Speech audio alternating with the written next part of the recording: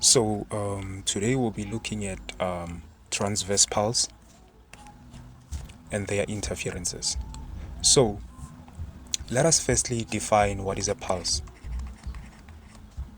So a pulse is a single disturbance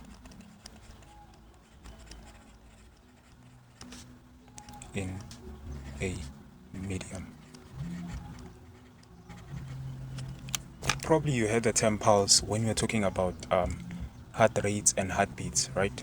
So there's a quite difference between what is a heart rate and a pulse rate, right? We have what you call a heart rate, and we also have a pulse rate. So a heart rate is basically is the speed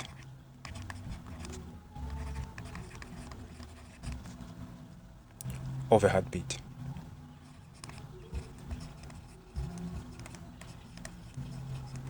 Now a pulse rate is the number of times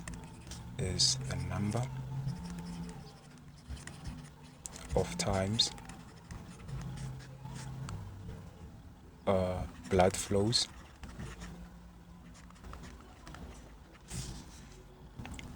from the capillaries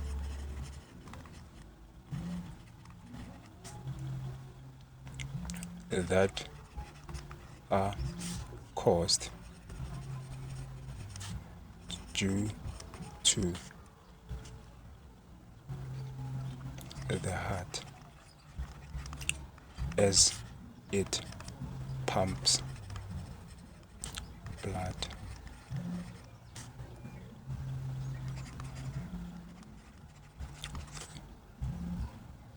veins, right? So a most common way on how to measure your pulse rate, you can just place your index and middle finger on your wrist, right below the base of your thumb. So when you feel your pulse, use a clock or a timer to count the number of times your heart beats in 30 seconds. Once 30 seconds up, multiply the number of beats you counted by 2. As typical, resting the heart rate is between 60 to 10 beats. So that's how you measure your pulse rate. It's just a common way on how to measure your pulse rate, right? So that's a common real life example of what is a pulse. So we actually know a pulse as a tactile sensation of your heart's activity as it pumps blood through your body. So primary machines that are used to measure pulse and the rhythm of your heart is the heart rate monitor or the electrocardiograph, which is also called an ACG or a EKG, right? Another example of a pulse we can actually see on the oceans. We can see that the wave coming towards the seashores or the beaches. So that's actually another example of a pulse. So basically, a pulse. Let's look at a simple representation of a pulse. So a pulse consists of its rest position and an amplitude. So here, this will be our rest position. So why do we call this a rest position? We call this a rest position because it's a rest position because it's the position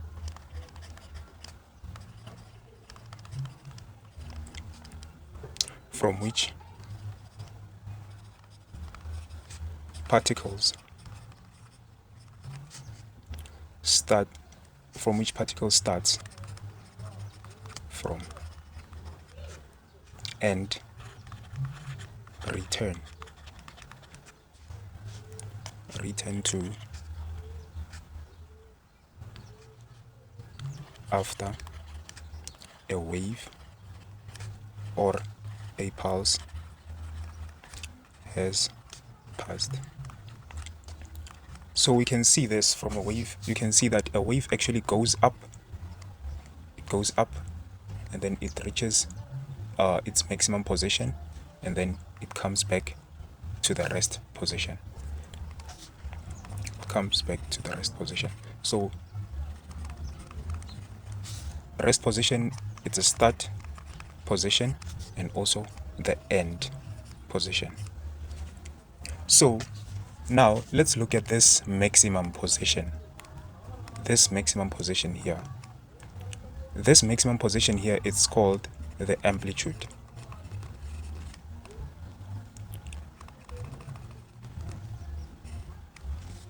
So let's define what is an amplitude.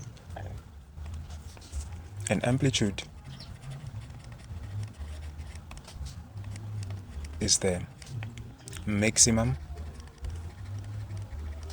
displacement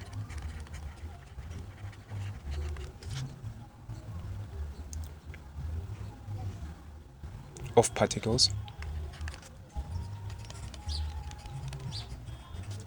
from rest position.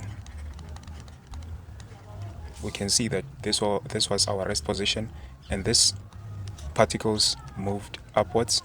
As they moved upwards, they reached what you call the maximum position, right? So now we have what you call the pulse length, the distance from one rest position to the other rest position. This is called a pulse length. So let's define what is a pulse length. So a pulse length is a distance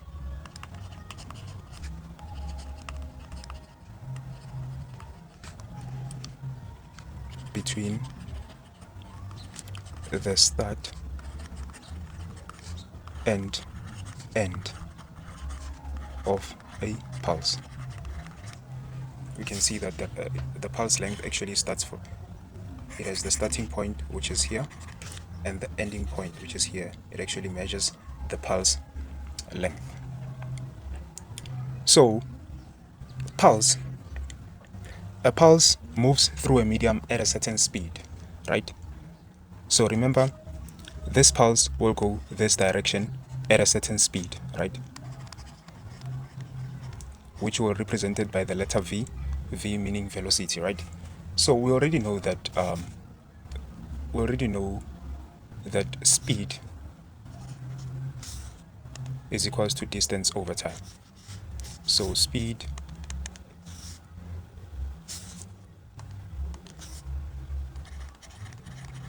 is equals to distance over time. And then the pulse length, our distance is the pulse length. So this is our distance, we'll represent it by delta x. And then time, the time it takes from this pulse to move from its start position to the end position. So we'll say V equals to delta x, and then we'll use our time, the time it takes from those particles to move from the start position to the end position, as delta t. So this will be our formula to calculate the speed of a pulse.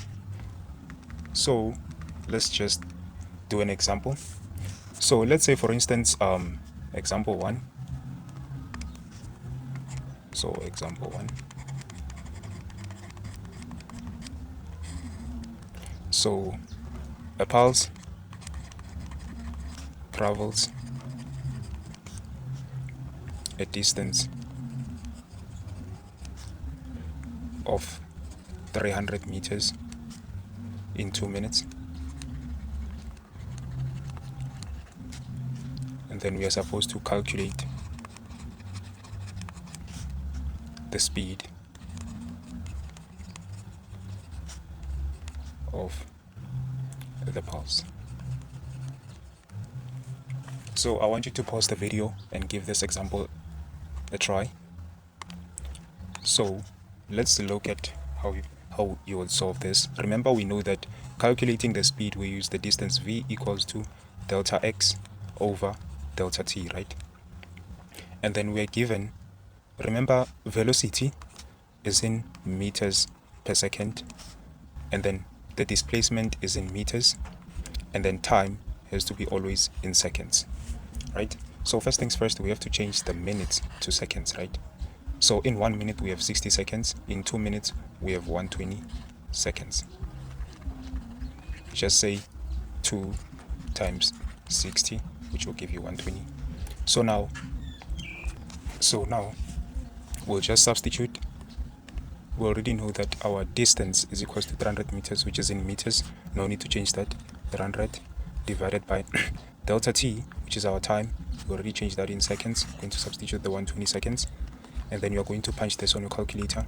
You'll say 300 divided by 120, giving us 2.5 meters per second. That's how you calculate the speed of that pulse, right? So now let's look at example number 2. So example number 2, we're given pulse A. So this is pulse A. So pulse A travels at a speed of 1.3 meters per second, right? And then we are also given pulse B. In pulse B,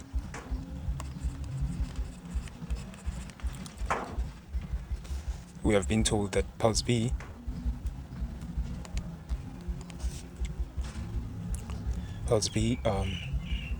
travels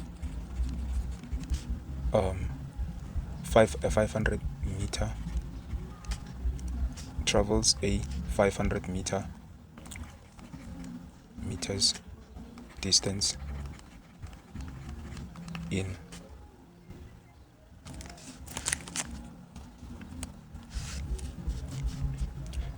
pulse B travels a 500 meter distance in 6 minutes. So in this question, you are required, they ask you which pulse A or B, which pulse is faster than the other, which pulse is faster than the other. Show with calculations.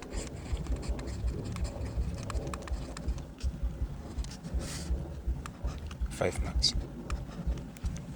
So in this example, we are given pulse A, right? That travels at the velocity of 1.3 meters per second, right? And then pulse B travels a 500 meters distance in 6 minutes, right? So now the question says, which pulse A or pulse B, is faster than the other? Show with calculations. 5 marks. So I want you to pause the video and give this example a try.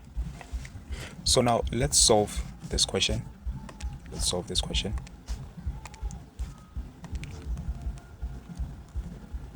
So now let's look at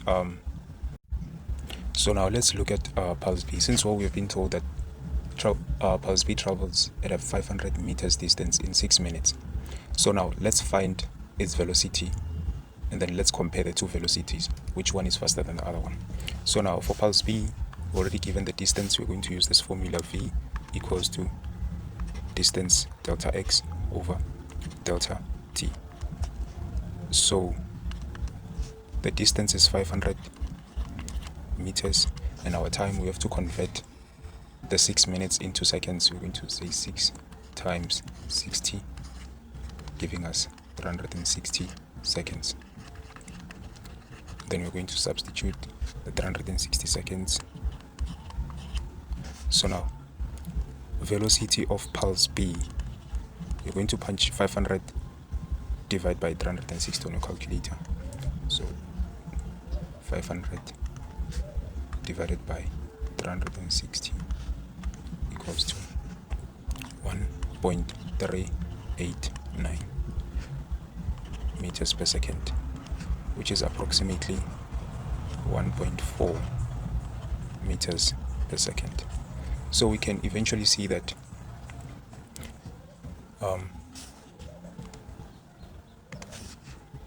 pulse